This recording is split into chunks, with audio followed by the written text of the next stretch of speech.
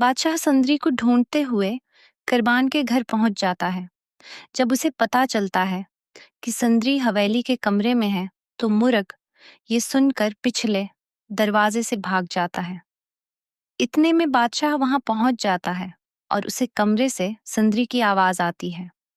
वो जल्दी से अंदर जाता है और सुंदरी को कमरे से बाहर निकाल लेता है।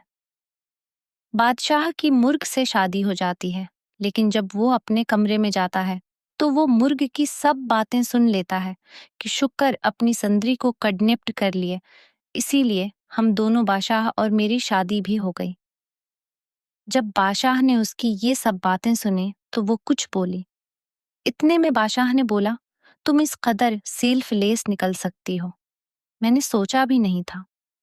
इतने में मुर्ग कुछ बोलती। बादशाह मुझे डाइवोर्स दे देता है और बोलता है तुम्हारा अंजाम यही होना था।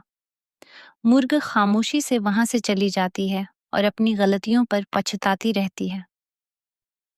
दूसरी तरफ बादशाह को भी जल्द एहसास हो जाता है कि उसने गुस्से में आकर बहुत बड़ा फैसला कर लिया, लेकिन तब तक बहुत देर हो चुकी होती है और दोनों अपनी अपनी जिंदगी में अधूरे रह जाते हैं।